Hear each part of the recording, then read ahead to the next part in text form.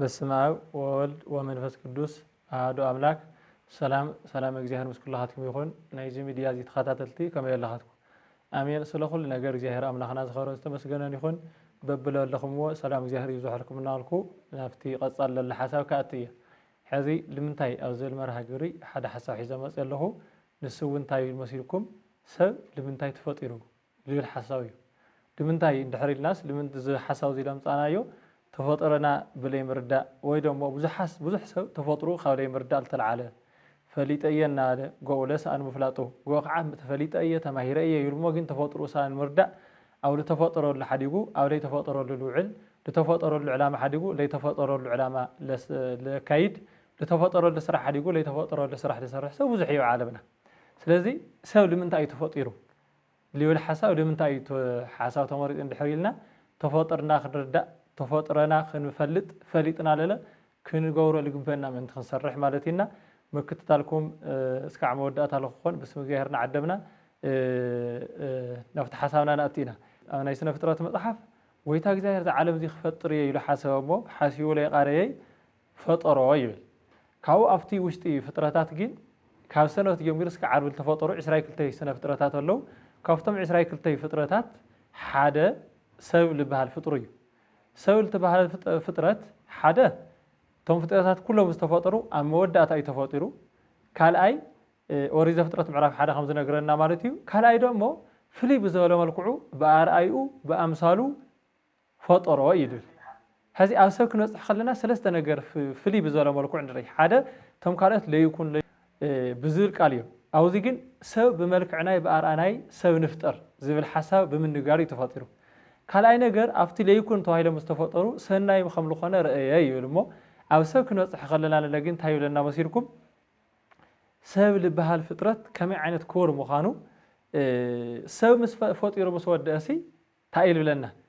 ሰናይ ከም ዝኾነ ረአየ ጥራሕ ለይኮነስ ብጣዕሚ ሰናይ ከም ዝኾነ ረአየ ኢሉ ብጣዕሚ ዝብል ቃል ጥቀ ብጣዕሚ ዝብል ቃል ተወሲኽዎ ሳልሳይ ነገር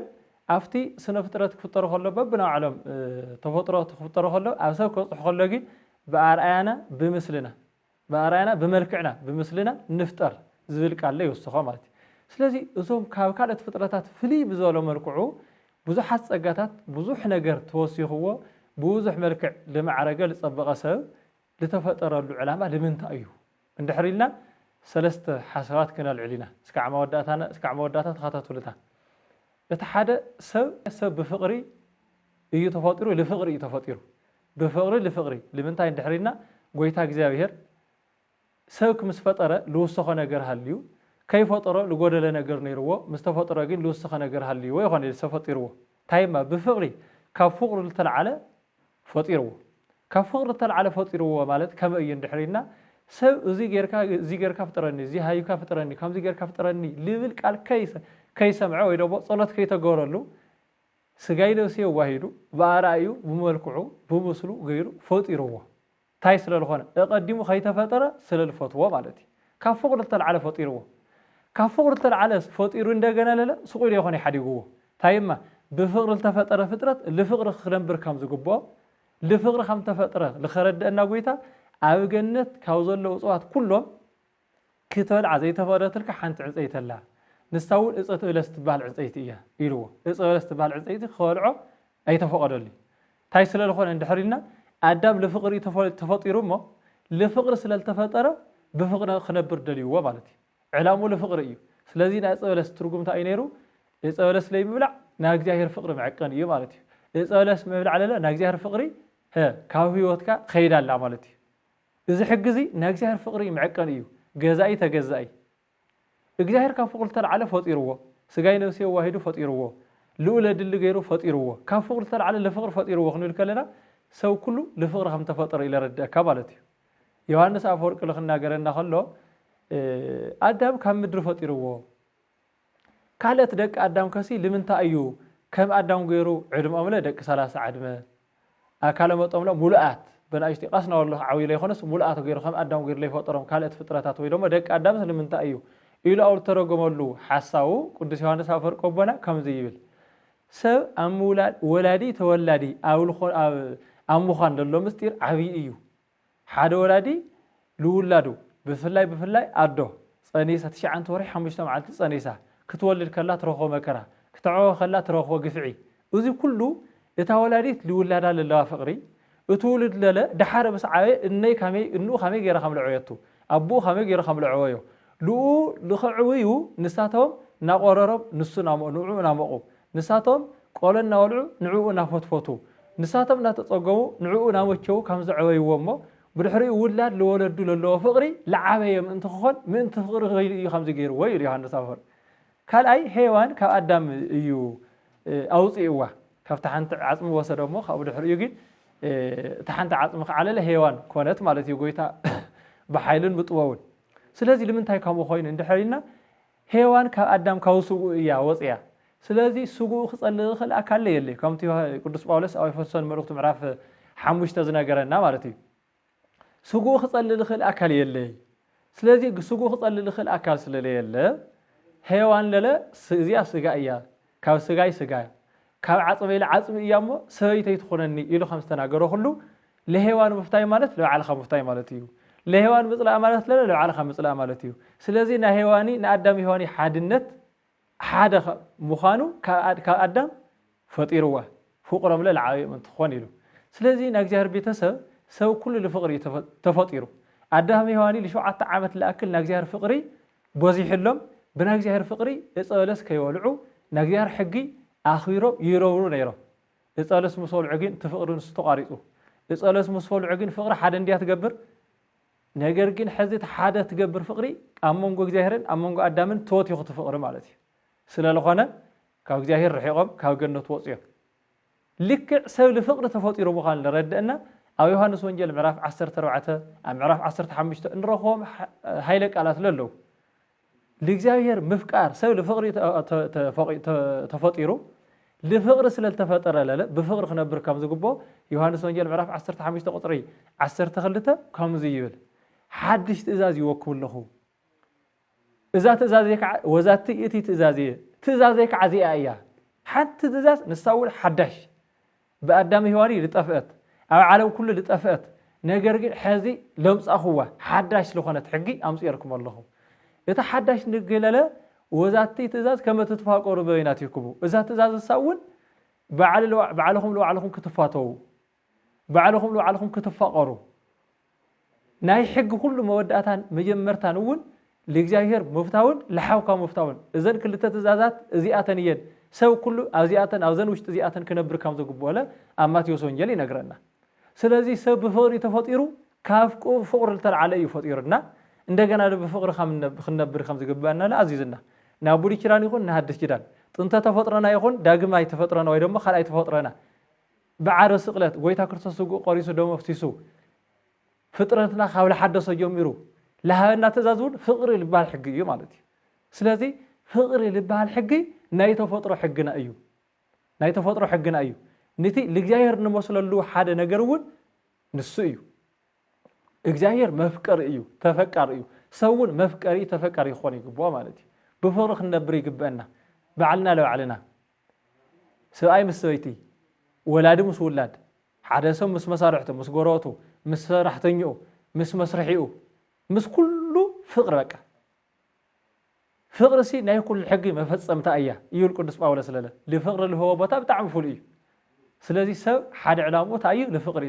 ተፈጥሮ ማለት ካላይ ሰብ ለተፈጠሮ ለዕላማ ሰብ ለምንታይ ተፈጥሮ እንድሕሪልና ለቅድስና هذي تفطروا أفتنا فقر للحساب للعنا سب كفتر كله بفقر إيو إندجنا لفقر إيو كم زولنا إيو أو زيلة سب كفتر كله بقدسنا إيو إندجنا لقدسنا يتفطروا ماتي قدس كوين تفطروا قدس إيو تفطروا نصه إيو تفطروا كور إيو نجركين تفطروا كور نصه قدس ولا قات هنا إندجنا لقدسنا خلنا بركم زقبوا قويتها جزاهير وترجيز صاوعيت لقدسنا إيو جزاهير أملا وترجيز لذنا قدسان كوني لنا زليا المعرف 10 شيء عن تقول خليتون كم زيل أنتم هي كونوا قدسانا اسم أنا هي قدسانا نسحاتكم قدسان كونوا لمن تاي أنا قدسي يومه أنا قدسي يومه لمن تاي لنا عند حرينا سو كل يا بعرا جزاهير بأمثال جزاهير تفطيرو حدا سو جزاهير مسلية لجزاهير ممثالكم وكرية نجزاهير ملك حزية اللي بدسوا عند حر حليو እንታይ ተሃልይዎ እዩ ለእግዚአብሔር ልመስለሉ መንገዲ ብምንታይ እንድሕሪልና ለእግዚአብሔር ልመስለሉ መንገዲ እግዚአብሔር ቅዱስ እዩ እሞ ንስኻለለ ቅዱስ እንድሕር ኮይንካ ኣነ ቅዱስ እዩ እሞ ንስኻትኩም ቅዱሳን ኩኑ ስለለለና ለቅድስና እዩ ተፈጥሮና ለቅድስና እዩ ተፈጥሮና ብቅድስና ክንነብር እዩ ተፈጥሮና ኣብ ቅድስቲ ኢየሩሳሌም ሰባት ክንነብር እዩ ተፈጥሮና ምስ ቅዱስ ዝኾነ እግዚአብሔር ተዋሂድና ክንነብር እዩ መስቲ ቅዱስ ዝኾነ እግዚአብሔር ልክንነብር ለለ ቅድስና የድሊ ስለዚ ለቅድስና ኢና ተፈጢርና ለርክሰት የተፈጠርና ንጽህና ኢና ተፈጢርና ለርስሓት የተፈጠርና ለጽድቅ ኢና ተፈጢርና ለኃጢአት የተፈጠርና ሰማያዊ ኑሮ ልክንነብር ኢና ተፈጢርና ኣብ ምድዙ ክንነብር የተፈጠርና ለእግዚአብሔርና ተፈጢርና ምስ ሰይጣን ክንነብር የተፈጠርና ተፈጥሮና ክርድዳእና ይግብአና ማለት እዩ እግዚአብሔር ኣብ ልዕሊና ክገብሮም ልግብኦም ነገራት ክገብሮም ልደልዮ ሓሳባት ክገብሮም ልደልዮም ነገራት እንየው ነገር ግን ብቅድስና እዮም ንሳቶም እውን ኢያሱ ምዕራፍ 3 ንረኽቦ ታሪክ ኣሎ እግዚአብሔር ኣብ ማእኸልኩም ሓደ ድንቅ ነገር ክሰርሕ እዮም ማእኸልትኩም ጽባሕ ኣብ ማእኸልኩም ሓደ ዓብይ ስራሕ ዓብይ ተኣምር ክሰርሐልኩም እዩ እንታይ ይገብሩ ሎማዓንቲ ተቀደሱ ስለዚ ናይ ሎማዓንቲ ቅድስናና ናጽባሕ ህይወትና ለብርህልና ናይ ሎማዓንቲ ቅድስናና ናጽባሕ ጉዕዘና ለብርህልና ናይ ሎማዓንቲ ቅድስናና ናጽባሕ ጉዕዘና ለጸብቀልና መንገዲ እዩ ናይ ሎማዓንቲ ቅድስናና ናጽባሕ ህይወትና ኣብ ሰማይ ከይድና ምስ ቅዱስ እግዚአብሔር ለንብረና ዕላማ እዩ ማለት ኢና ስለዚ ለቅድስና ኢና ተፈጢርና ቅዱሳን ክንኮን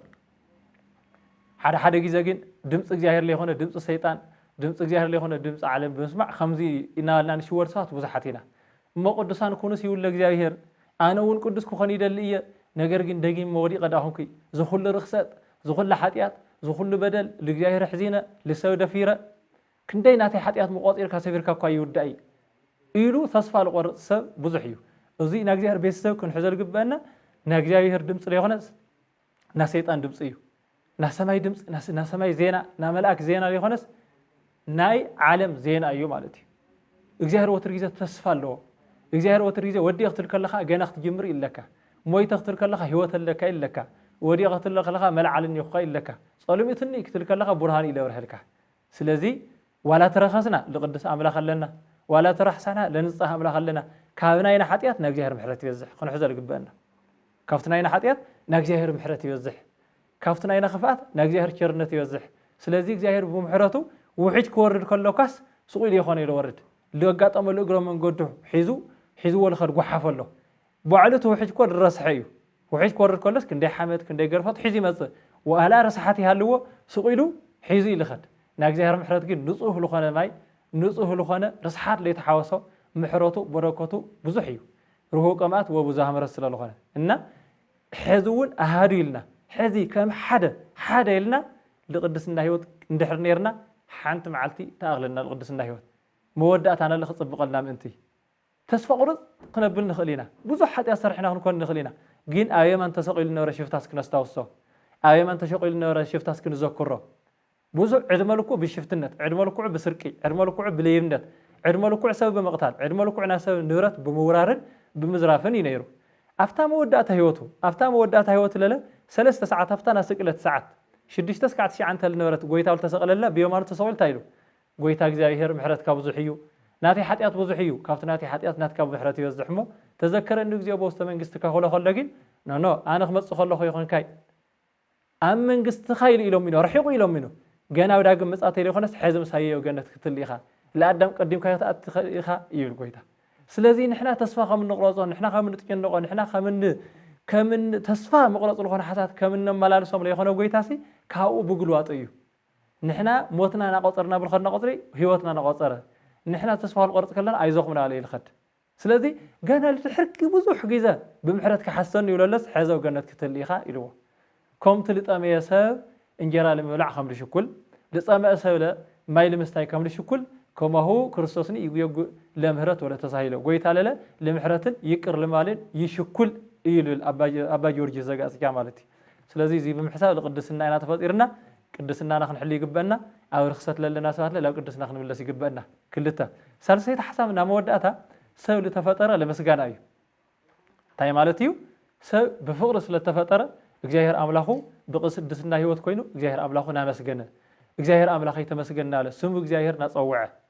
ምስጋና ክባል ከሎ መብዛሕትና ንሓስቦ ና ምስጋና መዝሙራት አኪብካ ና ምስጋና ቃላት አኪብካ ተመስገን ክንብል ከለና ጥራሕ ይመስለና ለመብዛሕትና ግን ዮሐንስ አፈወርቅ ታይብል ምስጋና ማለት በአፍካ ተመስግኖ ተመስገን ጎይታይ ኢልካ በአፍካ ተመስግኖ ለይኾነሲ ምስጋና ማለት በህይወት ትነብሮ እዩ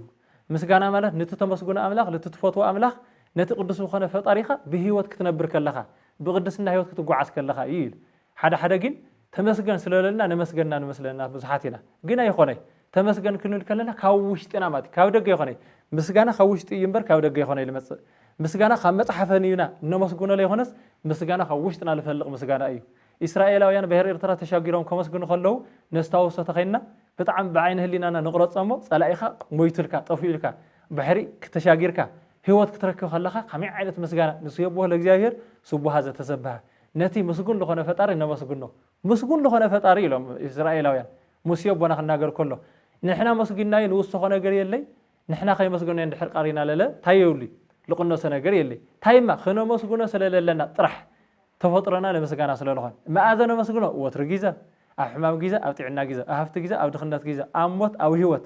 ኣብ ጭንቀትና ጊዜ ኣብ ሙችነት ጊዜ ማለት እዩ ቅዱስ ኢዮብ 10 ደቁ ሞይቶምዎ ሃፍቱ ጠፊኡ ጥዕኑ ጠፊኡ ብዙሕ መከራ ወሪድዎ ብዙሓት ጸላእ ፈተውት ነሩ ጸላእቲ ኮይኖም ቁርዋት ነሩ ረሒቆምዎ ብድሕሪኡ ግን እንታይ ኢሉ እግዚአብሔር ህዩ እግዚአብሔር ወሲዱ ስለዚ ስም እግዚአብሔር ዝተባረኸ ዝተመስገነ ይኹን ኢሉ ስለዚ ምስጋና ዝበሃል ዓብይ ህይወት እዩ ዓብይ በረከት እዩ ዓብይ ረድኤት እዩ ለምስጋና ለኢና ተፈጢርና ተዘይ ኾኒ ግን ካብ ውሽጥና ለይኾነ ምስጋና በአፍና መጽሐፈ ምኒና ተመስገን ንብሎ ነገር ምስጋና እንድሕር ኮይኑ ግን ኣብ ውሽጢ ህይወትና እግዚአብሔር ልብደለዮ ስራሕ ከይሰራሕና ነገር ግን ተመስገን ጎይታይ ኢልና በአፍና እንድሕር ንዘሎ ኸይና ካምዚ በአፎም ይቀሩኒ ብልቦም ግን ካየ ይረሓቁ እዮም እዚኦም ከዓ በረከት የብሎም ኢሉ ተባሃለ ሰዓት ኮይኑ ኾን ምእንቲ ከም ማቴዎስ ወንጌል ለሎ ትንቢተ ኢሳያስ ለተነገረ ማለት እዩ በአፎም ይቀሩኒ በከናፍ እዚ ህዝብ በከናፍርهم ያመልኩኒ ኢሉ ወልቦም ሰነዋሃ ይረቁም እንየል ቃል ማለት ይና ስለዚህ ተፈጥሮና ምርዳእ የድልና እግዚአብሔር ቤተሰብ ሕዝውን ተፈጥሮና ተረዲና እግዚአብሔር አምላኽ በፍቅሪ ለፍቅሪ ይፈጥርና እግዚአብሔር አምላኽ በቅድስና ለቅድስና ይፈጥርና እግዚአብሔር አምላኽ በኽብሪ ለመስጋና ይፈጥርና በአፍቂርና በቅድስና ህይወት ተጓዓዝና እግዚአብሔር አምላኽና ናመስገና እንድሕርኔና መወዳእታና ለለ ስሙ ናጸዋዕና ስሙ ናቀደስና መንግስት ወሪስና ክንነብር ዓብይ ዝኾነ መንግስት ይጽበየና ኣለሞ ንሕና እስከ ዓመት ለይኾነ ድሕሪ ሞት ምድራዊ ለይኾነ ሰማያዊ ልረአ ለይኾነ ለይረአይ ተስፋና እሞ ለፍቲ ለይረአ መንግስት ቆላሕና ኣለና እግዚአብሔር አምላኽና ናመስገና ክንነብር ቅዱስ ፈቃድ ይኹነልና ሰማዕና ልቦና ናይሕድረልና ስለተኸታተልኩምና በስም እግዚአብሔር ክነመስግን ንደሊ ስብሐት ለእግዚአብሔር ወለወላዲቱ ንግል ወለመስቀሉ ክቡር አሜን